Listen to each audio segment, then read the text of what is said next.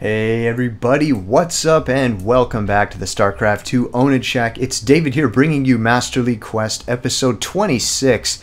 And as was requested on, I think, probably my second last video, you guys want to see some Terran vs. Zerg action, and so that's what I'm going to be bringing you here. This is a new practice partner of mine, and we are going to be playing a custom game here on the map Antiga Shipyard. I think this is actually the first game that I've cast of myself playing on this map, although there's definitely a possibility I've done one in the past. Can't really remember because it's been so very long ago. But before I get into this cast too in depth, I do want to ask you one other question, just bringing up the polls once more. This time I would like to know what days you prefer the videos to be released on. Historically, I've gotten the most views when I've released videos on weekdays, particularly Monday seems to be a high traffic day, as opposed to weekends. So if you want weekday videos, please specify which day you want, and if you want weekend videos, just do the same. I really want to sort of improve my marketing strategy here a bit better, so I can maximize the amount of views I get on these videos, since I will only be releasing about once per week, basically for the remainder of the school year.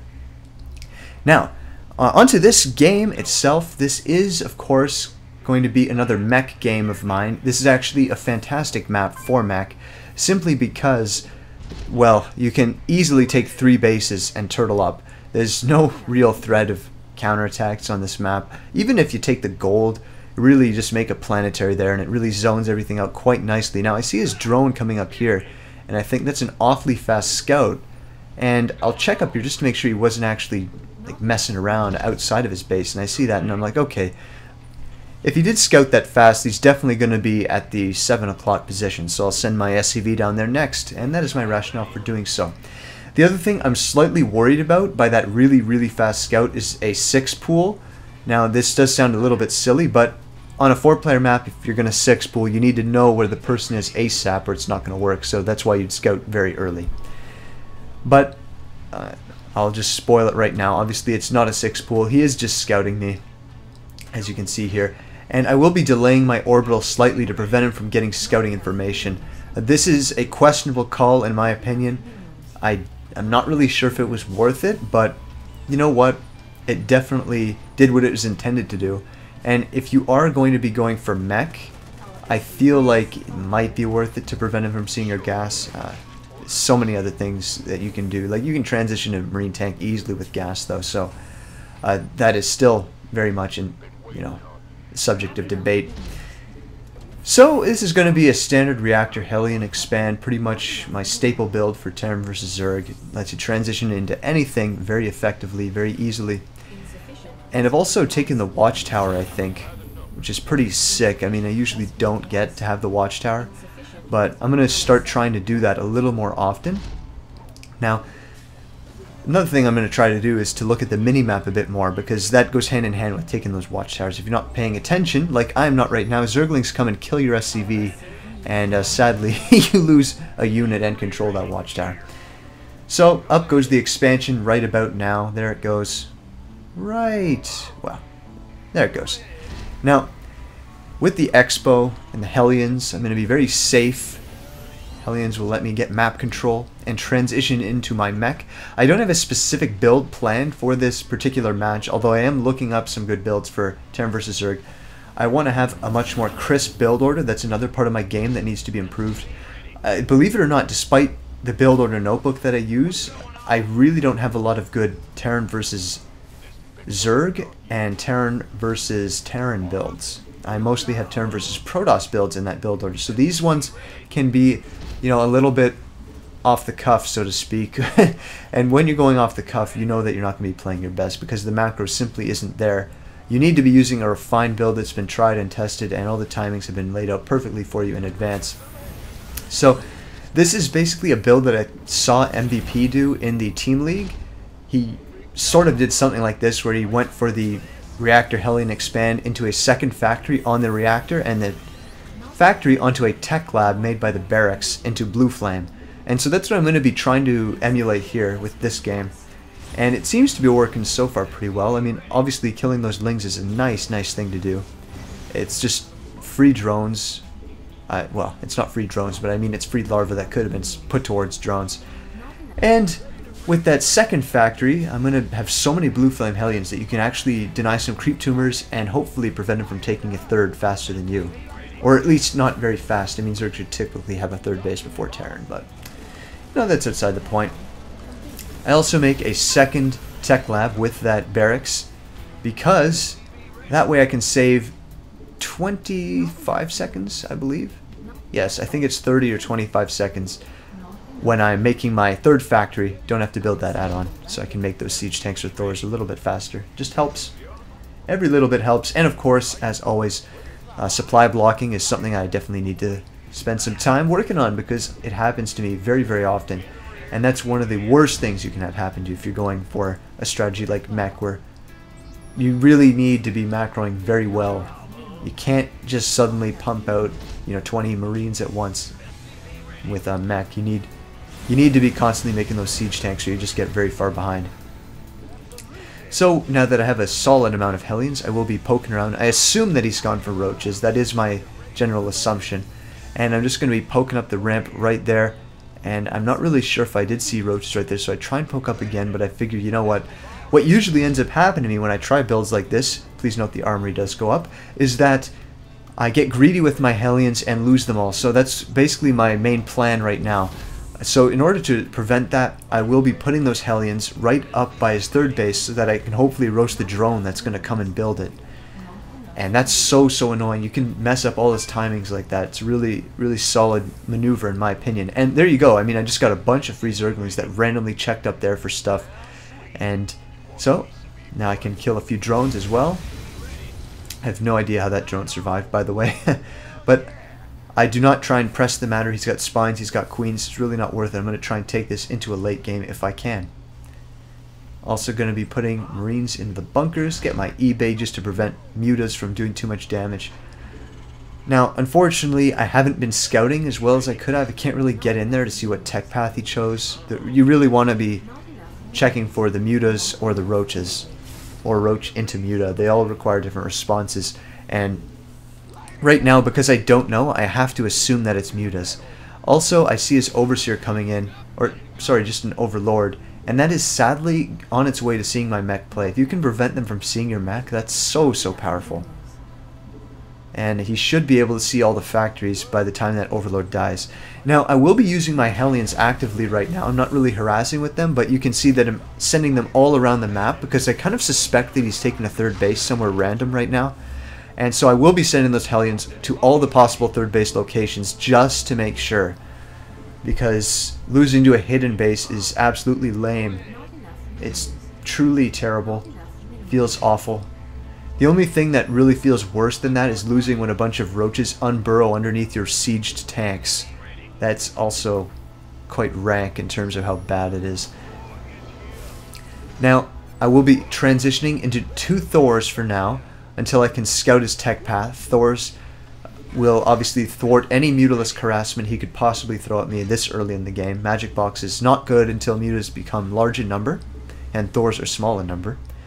And I'll just get a few extra Thors because really you just, in my opinion, if they have gone for the pure roach tech, you really only need about 3 siege tanks, and the rest can be Thors. Obviously you'd prefer to have pure siege tank Hellion against roaches, but should you not be able to scout, having a few Thors in there is not necessarily going to kill you as long as you maintain, a somewhat reasonable siege tank count of 3 or 4. So the Hellions continue to poke. I do see the roaches, so that lets me know that he is guarding a third base up there, so I put down my own command center. That could have been a little bit earlier in my opinion as well. And of course, seeing the roaches also means that he's not going to have as many mutalisks because he's invested some gas into those roaches. Very basic stuff, hopefully, for me at this point in my gaming career. But anyway, yeah, so I'll be continuing to poke around with those Hellions, trying to deny the creep tumors. I do see one right there on the mini-map, so I will be trying to kill that.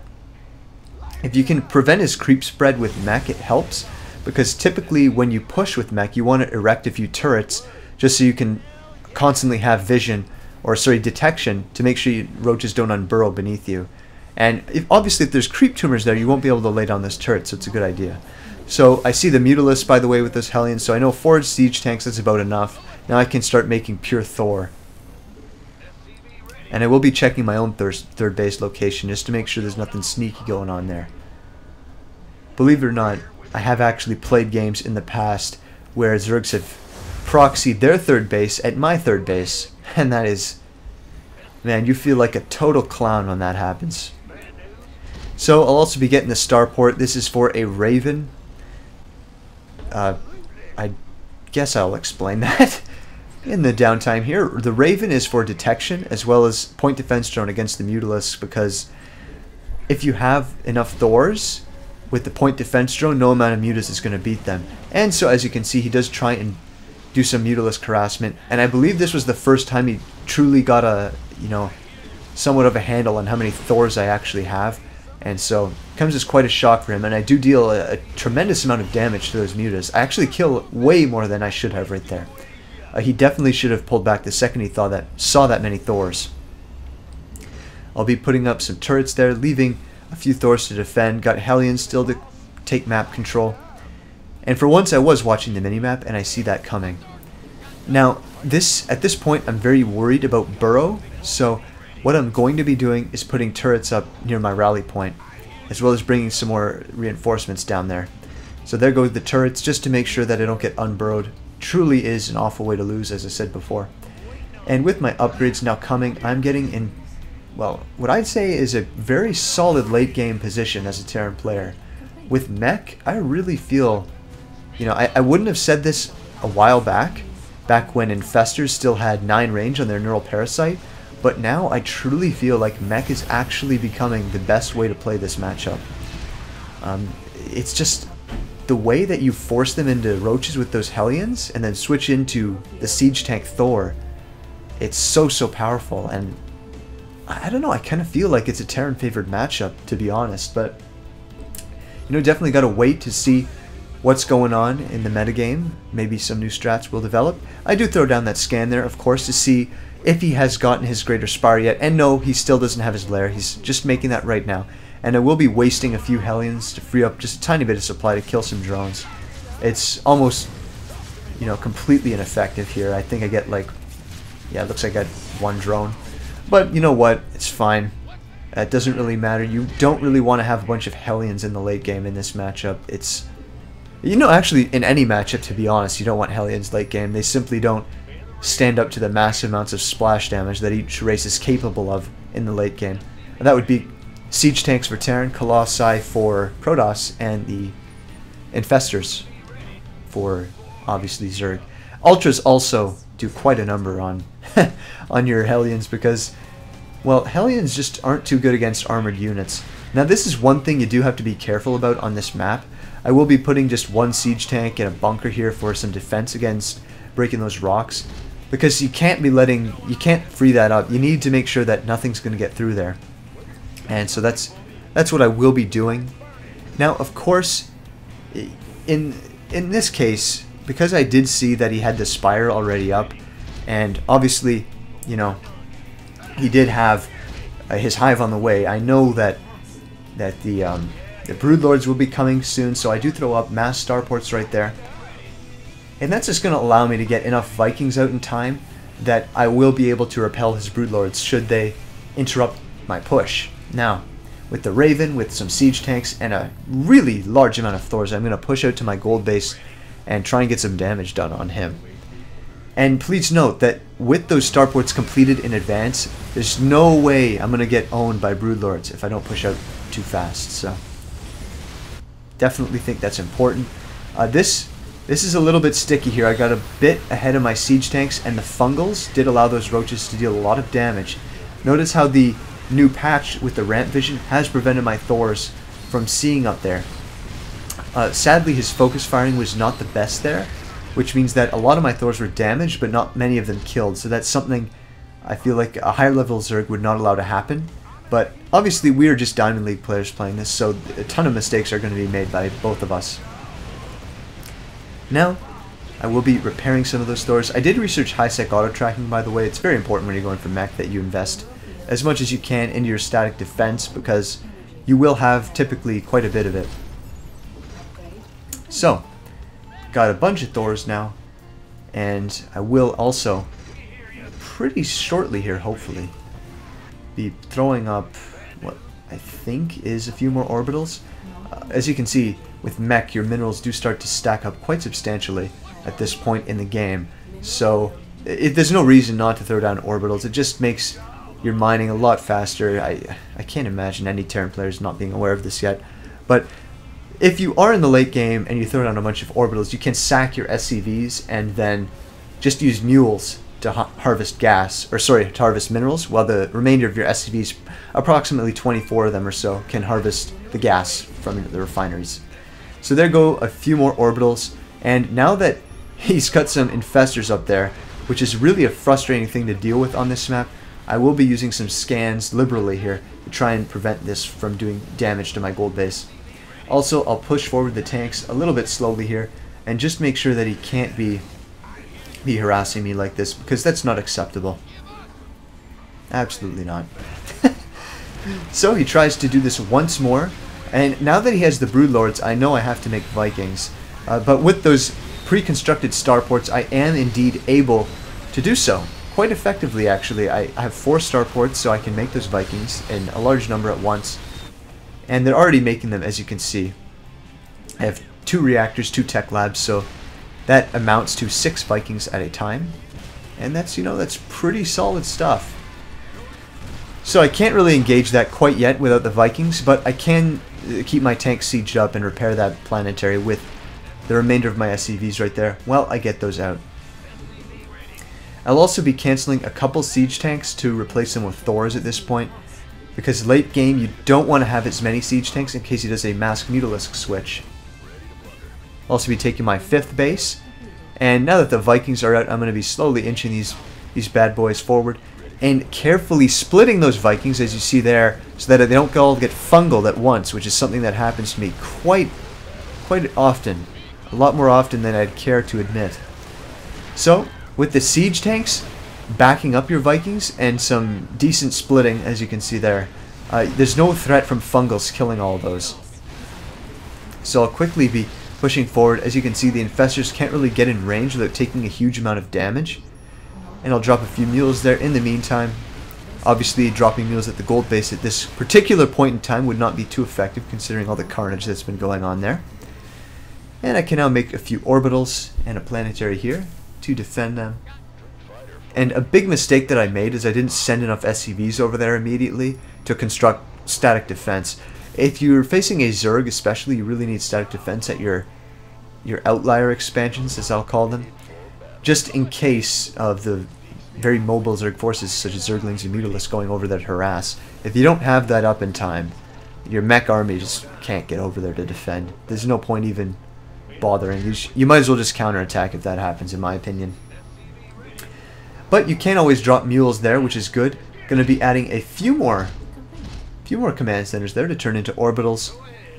I lost a bunch of SCVs, but I don't really need to be replacing them at this point. I'll make a few more, but right now I feel like my income's in a pretty good spot. So I also send a Hellion randomly around the map just to make sure that you know, he's not taking the whole map, which apparently he is. So I will be sending a couple siege tanks over there. But then I realize I only have 160 supply. I haven't been making my army. And this is something that happens to me a lot with mech, actually. I just stop producing units because I'm not sure what he has, and I don't want to max out with the wrong unit composition. So I feel like it would be very beneficial for me to start scanning where his army is more often, just to make sure that I know his unit composition in advance, and that will in turn allow me to not waste time and, you know, give my Zerg opponent timings where I'm vulnerable simply because my army's not maxed. So that's something I think I'm going to definitely try and work on. As for now, I will start scanning away, see that, okay, he's gone into the Mutalisks, which means he's probably not going to have many roaches, so I don't need as many siege tanks. I'll definitely be making more Thors at this point. And with those orbitals coming up, I feel like I'm going to have enough income to add a bunch more factories. That should bring my factory count to something pretty high. I mean, it's going to be about 10 or so. And this is indeed why I suggested that I start making static defense there a little bit more early.